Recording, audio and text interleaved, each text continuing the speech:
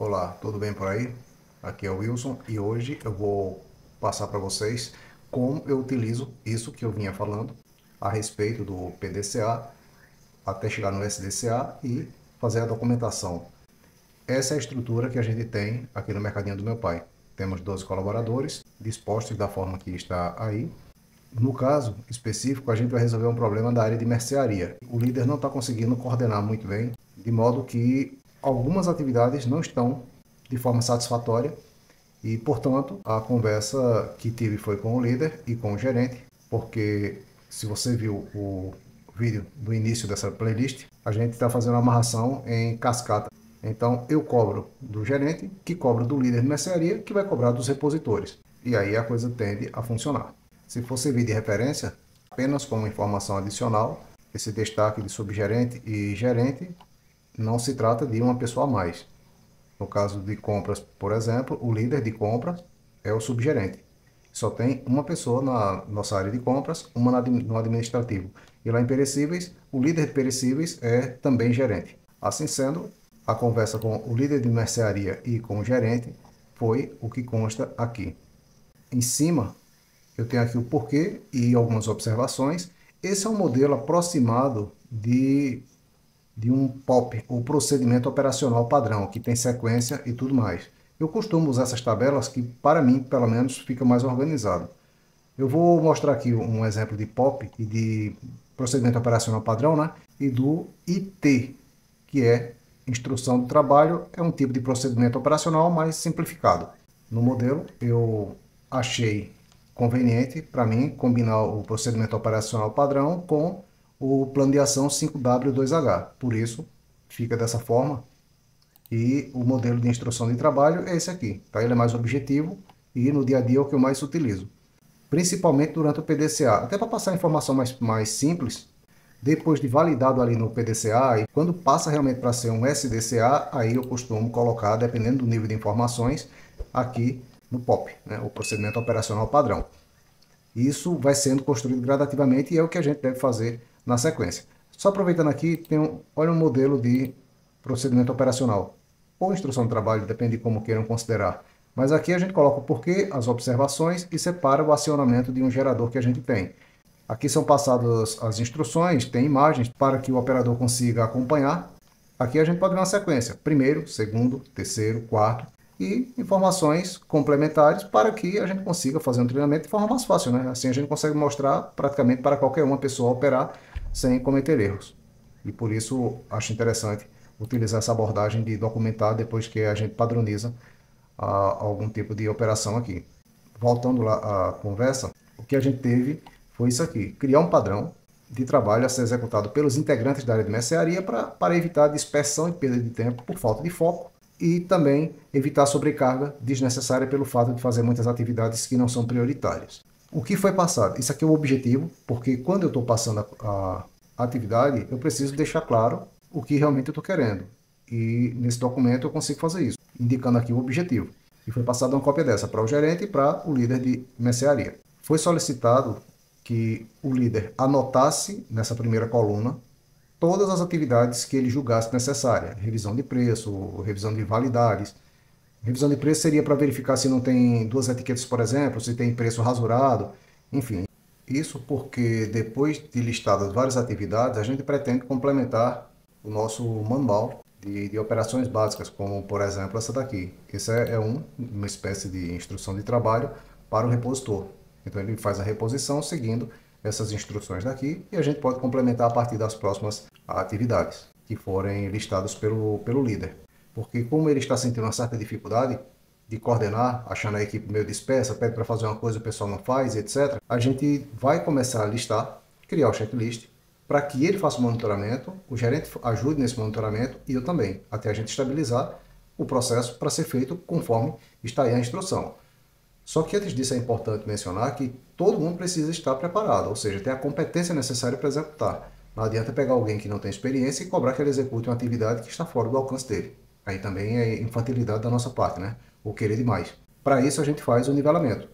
E nesse caso, na atividade aí, que foi passada para os dois, existe uma que é para testarmos uma lista, que é uma questão nossa aqui, a gente está testando, a emissão de uma lista de produtos a partir das vendas que tivemos em um determinado período. Mas é alguma coisa pontual, não faz muito sentido entrar em detalhes aqui. O líder vai testar isso aqui no PDCA e ele já está testando e ele está monitorando o que deu errado, o que deu certo, qual período que funcionou melhor, o que saiu repetido, enfim. As melhorias que aqui a gente está verificando. A partir do momento que validar, isso vai entrar como um processo um procedimentozinho, conforme mostrei há pouco, dizendo como deve ser feito, da melhor forma possível, que a gente conseguir encontrar aqui durante esses testes. Então isso já tem alguns dias e está em análise ainda, conforme mencionado, um tipo de PDCA. E ficou como pendência para assegurar o treinamento básico de nivelamento dos repositores através do manual que a gente tem de operações, que foi esse que eu mostrei há pouco, da parte de reposição, e um outro que tem da organização de estoque. Então isso foi solicitado e o líder está com a obrigação de, depois que passar esse treinamento para a equipe e a equipe estiver realmente em condições, me avisar para que eu saiba ou tenha a convicção de que estão preparados. E isso a gente vai testando porque às vezes o pessoal diz que está preparado sem estar. Só que aí a gente passou a informação como a gente precisa dar o treinamento, se precisar pergunta, vai acompanhando, fazendo uma parte educacional no início.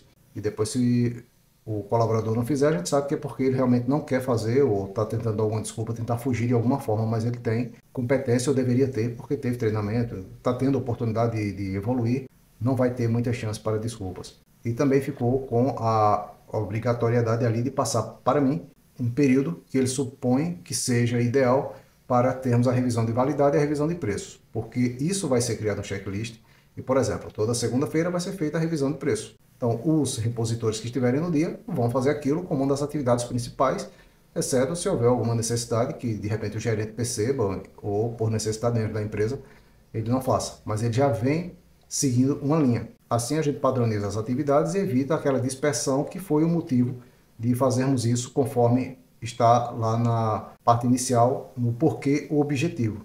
Padronizado, o pessoal vai ter, entre aspas, uma rota a seguir. Na hora que chegar na empresa, já sabe quais são as atividades que devem fazer e não ficar de forma aleatória escolhendo o que fazer ou até disfarçando que está fazendo alguma coisa. Foi assim que a gente construiu o manual de procedimentos, que é esse daqui, né? Construiu e continua construindo, como vocês estão vendo. Agora só estou compartilhando uma das etapas em que a gente vai melhorar aqui o nosso manual.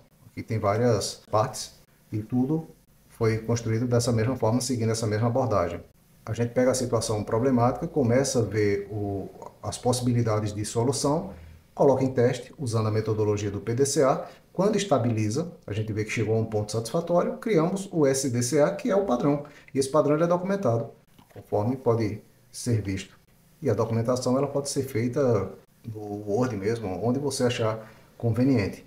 Mas eu sugiro que dê importância a essa documentação porque ela serve de padrão para outras pessoas. Se você observar, quando alguém chega aqui e a gente passa uma instrução de trabalho como essa, eu não preciso repetir nem ter isso só de cabeça. E tem aquele problema também de você passar toda a instrução para um colaborador ou outro, quando menos espera ele sai, leva todo o conhecimento e você vai ter que tentar lembrar de tudo para explicar tudo de novo à pessoa que irá substituí-lo. Essa metodologia de padronização de processos, ela pode ser um pouquinho chata para algumas pessoas que não têm muita habilidade com essa questão de documentação, de repente PDCA pode ser um termo novo, e na prática realmente é que a gente pega, não tem como você, por exemplo, assistir agora e já implantar isso de imediato. Você tem que testar. Testar, pelo menos aqui eu estou compartilhando como eu fiz, como faço, e você pode se espelhar ou adaptar para a sua realidade ou até fazer de outras formas. Mas eu recomendo fortemente que documente tudo que funciona bem para servir de referência. Mas não 100%, né? Escolha, utilize aí o princípio de Pareto. Inclusive aqui no canal já tem alguns vídeos sobre o princípio de Pareto, matriz de Eisenhower, e outras ferramentas que podem te auxiliar muito a identificar o que é prioritário e não tentar fazer tudo e no final das contas não fazer nada. É melhor você selecionar as coisas principais, como no meu caso agora eu estou selecionando um problema que, entre aspas, é a parte que está doendo mais na empresa. Tem outros problemas sim e vão ser abordados no segundo momento. Voltando aqui para a parte da conversa, só para a gente encerrar, foi visto também com o gerente, deixando isso aqui muito claro para ele, dar apoio e manter em funcionamento as atividades de responsabilidade do líder de mercearia, porque isso foi passado para o líder de mercearia, e o gerente vai acompanhar e vai ver de repente se está faltando alguma coisa, ou até na ausência dele, prosseguir para que a gente consiga chegar ao ponto do SDCA, né, de poder padronizar e documentar. E aproveitando também, ele ficou com a responsabilidade de assegurar um procedimento aqui que precisa ser feita a validação de um pagamento de uma mercadoria que chega de hortifruti, que não vem com a nota fiscal, porque vem do produtor e a gente já foi furtado por conta da falta de prestação de contas ali há um tempo. E no momento já estava escorregando de novo aqui, a gente não sabe se estava sendo furtado novamente ou não, mas não estava tendo a conferência devida, e aqui ele ficou com a responsabilidade de garantir que esse processo vai ser feito com a validação do pagamento, a conferência por um líder, para poder ser liberado. Finalmente, faço aqui um resumo, a gente está fazendo testes, vai padronizar e documentar, mas só isso não vai resolver. Depois da documentação, a gente vai precisar monitorar, que é o principal para garantir que tudo que a gente está fazendo agora vai entrar em funcionamento e vai ser literalmente aplicado.